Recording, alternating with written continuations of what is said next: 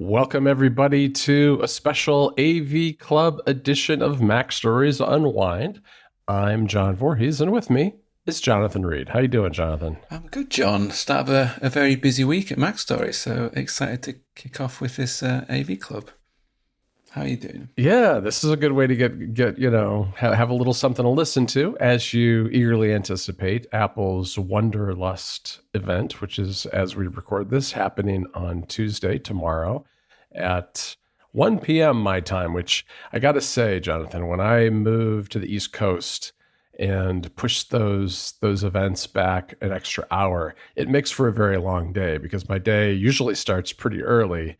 And when it doesn't start till 1 p.m., and it goes till quite late in the evening, it makes for a very, very long day. So I'm going to try to sleep in tomorrow is what I'm going to do. Oh, lucky you. My event watching starts at 6 p.m. here, so I'll be going on a little bit later. That's good, though. At least you can get home from work and not have to worry about that sort of thing. I should mention, too, that our episode this week is sponsored by Daylight. I'll just drop it in later. But today's topic, and we don't have Tichi. I should mention that we don't have Tichi because he kind of forgot that we were doing this today. I'll be honest. And he is in the throes of finishing his iOS and iPadOS 17 review. And I have watched him as over the last 2 weeks, he has gotten virtually no sleep and been writing almost constantly. He pops his head up once or twice a day. I say hello, and then he goes back to writing. Yeah. So into his writer's cave. Yeah. He's really in like complete blackout. He's like he wouldn't have a lot to offer today because he's not been watching any TV. He listened to the Olivia Rodrigo album a couple of days ago. I think that's the only thing he's allowed himself in the last 2 weeks. Treat. So. In any event, today's topic, we thought we would do something and do like an all-time favorite movie pick. And Jonathan and I haven't actually told each other our picks in advance. So this should be very, very interesting. I'm intrigued. Yeah. Where should we start, Jonathan? Do you want to kick it off with yours? I'm kind of keen to hear yours first, John, actually. Would it be okay if you went first? Yeah, no, that's fine. I will kick it off, and I was torn. I really had a hard time deciding this one, but I'm going with Raiders of the Lost Ark. Nice. Which was released in 1981. And it's really interesting looking at this movie, like in hindsight, with its close proximity in time to Star Wars, because George Lucas, when he was planning Star Wars and when he was planning Raiders of the Lost Ark, he was interested in the old early 1900 serial films in Hollywood. And both Star Wars and Raiders of the Lost Ark share some of that lineage in their production and their style and everything. And Lucas ultimately ended up coming up with ideas for both Star Wars and Raiders of the Lost Ark, relatively same time period in the early 70s. And he went ahead and pursued Star Wars and made Star Wars, which came out in 1977, I guess. Yeah. And then he told Steven Spielberg about Raiders of the Lost Ark. And Spielberg ended up being the person who picked it up and ran with it for the most part. So there were credits for George Lucas for some of the story, Spielberg as the director, and I guess Lawrence Kasdan, I want to say, who was in there as well as doing the screenplay. He kind of, from what I was reading about this a little earlier today, Spielberg and George Lucas had these ideas for these moments, these dramatic moments in the movie, and Kasdan kind of put it all together into an actual story that is what we saw in the movie. And for me, when I picked this, the thing was that I had a very hard time deciding between this and Star Wars, because these are movies that I actually grew up with and saw in a real movie theater, as old as they are. I think I saw Star Wars something like 13 times in a movie theater when I was a kid, because it was so popular that it was in a theater for, I think, roughly 3 years where I lived. So you could just kind of like go to Star Wars any particular weekend. It's not at all like it is today, where a movie is around for a couple of months at most, really, it seems like most of the time. But in any event, Raiders of the Lost Ark was not quite that movie for me at the time. I remember really, really well seeing it in a big old theater. And it was really exciting to see because there's something about the adventure of it that really captured my imagination. It was this, I guess it's because it was this like nerdy professor guy who went off and did adventures. He was a little bit like Batman in a way when you think about it, but not really a superhero so much. He was just like a nerdy professor guy who went off and had adventures, and he was, he would come back to his university and he would do his reading and his research and writing and teaching classes and stuff. But then every now and then he would fly off to some remote part of the world in search of treasures and battling other adventurers who are trying to get to the treasure before him. All of which was a lot of fun. And of course, this movie has the ultimate nemesis in it, which are a band of Nazis. I mean, who's not gonna not root against the Nazis? And for me, this was like one of those movies that it was. I guess it's a very much a PG movie by today's standards. And I do remember though being like kind of shocked in the early part of this movie when they're going into a cave and trying to get out a gold idol, the whole opening scene where the rock comes in and chase and rolls down and nearly hits Indy.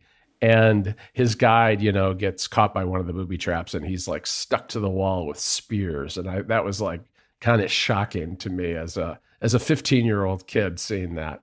That, and I guess there's the airplane mechanic Nazi who's huge, big, burly guy who has a wrench and he's going to fight Indiana Jones. And all of a sudden, he doesn't realize that behind him is an airplane that has become, unattached from its ropes, and the propellers are going, and the guy gets killed by the propellers. So they don't show that like on camera, but it's pretty gross in just the idea of what happens. And then at the very end, there's the face melting, right? Legendary they melt face the melt. faces off, right? Right. They melt all the faces off the Nazis, which reminded me a lot of like Poltergeist, I think, and some of those movies that were contemporaneous with this, where there was like some really over the top special effects that by today's standards are kind of silly. I mean, it just looks like wax candles melting, but it was it felt really shocking at the time. And I really enjoyed that one. I mean, that's definitely a movie that stuck with me. The thing about it is though, that I got to say, I'm disappointed that none of the sequels ever lived up, came even close to matching the original. They were all disappointing in their own way. Some of them are okay, but some of them are actually pretty bad. And I don't know. I think it's too bad that and I have not seen, by the way, the one that came out this year, but I'll probably watch it at some point when it comes out, on streaming, when I can rent it on Apple TV or something. Yeah, like same here. I think. Did you not enjoy at all what's the one with Sean Connery in? Because I know that's always quite well liked by fans. That one is probably, I think that one is one of the better ones. And I forget which one that is. I was looking at this earlier today and I was thinking about which of these I could even remember. I think it was the Crystal Skull one, which was really that was awful. terrible, yeah. That may have been the one where they jumped in the refrigerator to avoid a nuclear explosion, which was kind of ridiculous, a little too over the top. But yeah, I mean, it's The Last Crusade, I think. Yes, is the one with with Sean Connery from 1989. Yeah, that was a pretty good one. And I thought Sean Connery was very good as Indy's dad. Yeah, no, he was great. I remember liking that a lot for their sort of double act that they have in that, which it was really a really good addition to that film. I love the fact that you said that you went to see Star Wars and probably this film as well, many times, like 12 times, and how that's like nowadays you'd have to be very rich to be doing that because the price of tickets. No, it's true. Yeah, no, I mean, it was funny. That was one of those things that like Star Wars was playing at the theater for so many years. It was like 2 or 3 years. And so it just became a thing that I did regularly, going to see Star Wars yet again. I mean, that was probably, that's right up there too. It's very, very close to Raiders of the Lost Ark in my mind. But I picked Raiders because I don't know. To me, I think it has had a longer lasting impression on me than Star Wars in a lot of ways. Yeah. How old approximately were you when you saw this film? Were you very young? Yeah, well, I was like 15 Okay. when I saw in 1981. I would have been 15. So yeah, I was pretty young. So you were a bit, maybe a bit Definitely too, still, middle school yeah, kid. a bit too old to be sort of dressing up as Indy then, probably by that age. Yeah, but and it really was one that I enjoyed, in a way. I enjoyed it so much. I don't think that one, Raiders, I didn't see multiple times right away. I just really enjoyed it so much that I felt like I just wanted to kind of capture the memory more than see it over and over again. So it wasn't until a while later that I saw it a second time. I think Nicholas in the chat pointed out that Sean Connery was just 8 years older than Harrison Ford when he appeared as his dad. So this is a funny fact, which you wouldn't have guessed really, because Sean Connery definitely looks quite a lot older in the film when he appears in it, a big white beard and everything. Yeah. So, yeah. Fun fact, yeah. This episode of Mac Stories Unwind is brought to you by Daylight. Spend less time managing your business and spend more time doing what you love. Regain control now with Daylight. One of the biggest challenges small business owners face is the lack of time. As your business grows, you're going to struggle to stay on top of the increasing demands. I know that that's certainly been true for us at Mac Stories as we've grown and done more things. It's just really hard to stay on top of everything. There are all sorts of things for a lot of businesses, things like prospects to follow up on, sales to track, and commitments that you promise to deliver to your clients on a daily basis. And it's easy to feel overwhelmed by all that stuff and worry that your business is going to fail because you can't keep up. Before long, without even realizing it, you're burnt out and not enjoying yourself anymore. But it doesn't have to be that way, because Daylight can help you regain control of your business. Daylight was made to help small businesses reduce the time it takes to manage clients, sales, and projects. An app exclusively for your Mac, iPhone, and iPad that will help manage your business efficiently so you can have more time and freedom to do what you love. Download Daylight to regain control of your business today. You can start a free trial by going to marketcircle.com. Again, that URL to check out Daylight and reclaim your precious time is marketcircle.com. Our thanks to Daylight for their support of Mac Stories Unwind. Shall I move on to my pick then?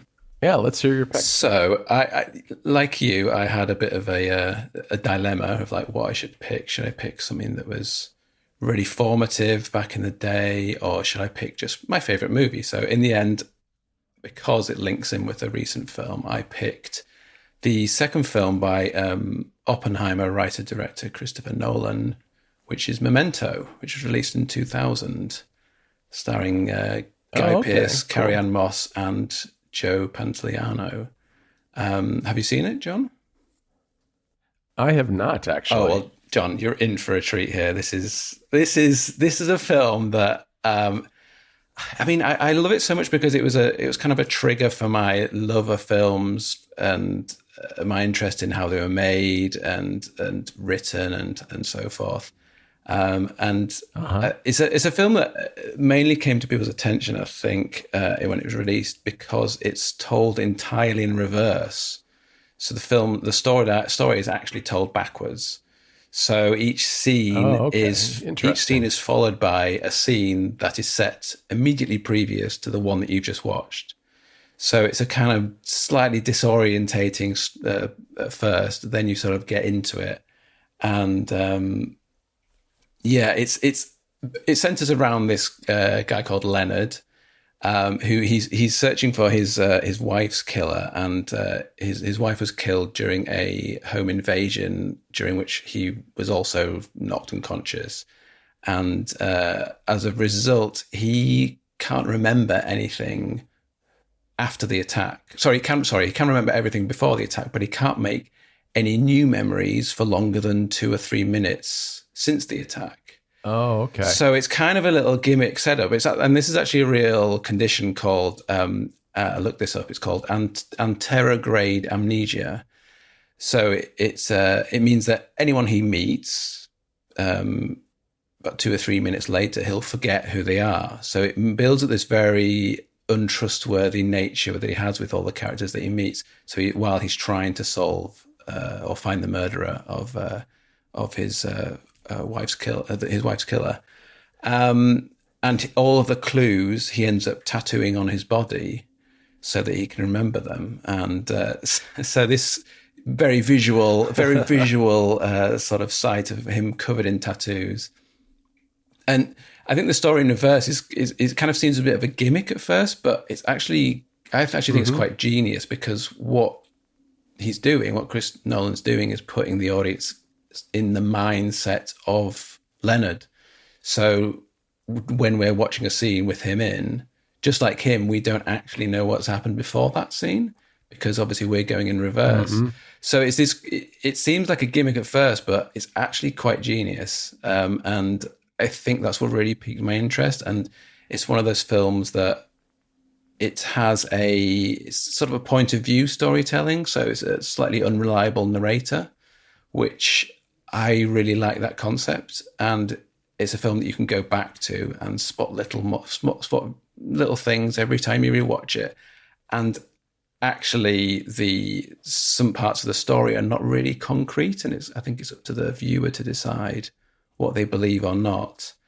So yeah, this was a film that was just really caught my attention back in the day, and it's kind of sparked my interest in films a lot. And yeah, I come back and watch it probably maybe once or twice a year, maybe, because I really enjoy it. And it's got some fantastic music by David Julian. It has this really kind of sun-scorched look. I'm not quite sure where it's set in America, but it's very sort of sun-drenched, burnt look to it, and it has a great look to it. And yeah, I just really enjoy rewatching it. I think if you haven't watched this, John, I would highly recommend it. It's one of, I think, Christopher Nolan, I think nowadays is known for his big films, like Batman and Interstellar and so forth. But this was, and I think this actually goes well with his latest one, Oppenheimer, which is very character focused. I think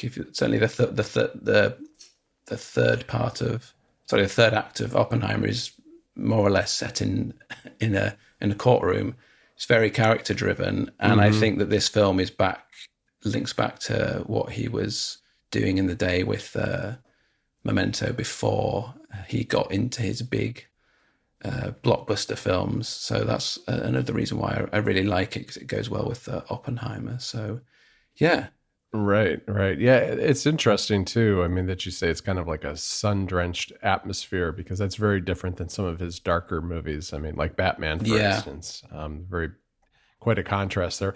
Let me ask you something about Oppenheimer, since you mentioned it, and especially the third act. What did you think of the third act? Did you like it? I think this has split people, hasn't it? I really liked it, and I actually would say it's probably the best part of the film, or maybe the most essential part of the film. And I think if you'd have said, "Oh, get ready for the last part of the film, the last third of the film," it's all people just talking to each other in a room. I would have said, you know what, that sounds really boring.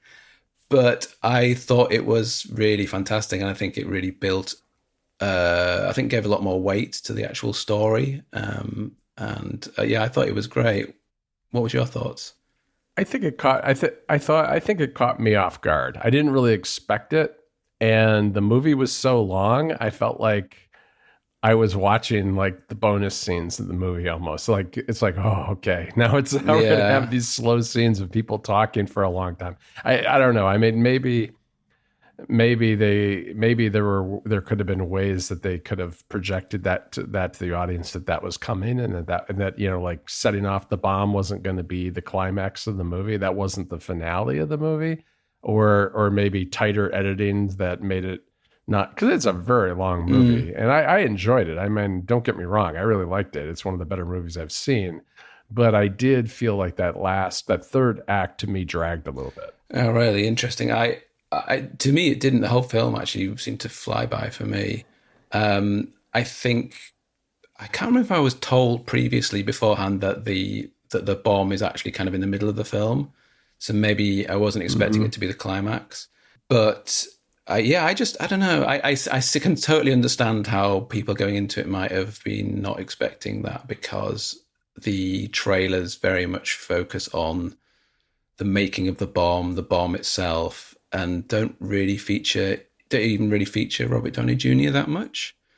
So it kind of doesn't really give you that clue that that's going to happen. So I can understand why it was maybe a surprise for some people, but me personally, I Right. really liked it. So yeah, Yeah, no, I'll definitely have to check out Memento. I mean, I'm aware of the movie. It's just one that, for whatever reason, never really that I never watched, and probably part of that was it was fairly early in Nolan's career, so maybe it was just wasn't on my radar back when it actually came out. When was that movie it was released? recent 2000, so it's actually technically his Okay. second film, but it's his first, I guess, major film because he released a just over an hour long film called Following, which was shot in black and white, which he made on weekends around London with his friends when he was at film school. Mm-hmm. It was released, so it is a film, and it's actually very good. It's actually quite a good film. That's also worth tracking down if you can.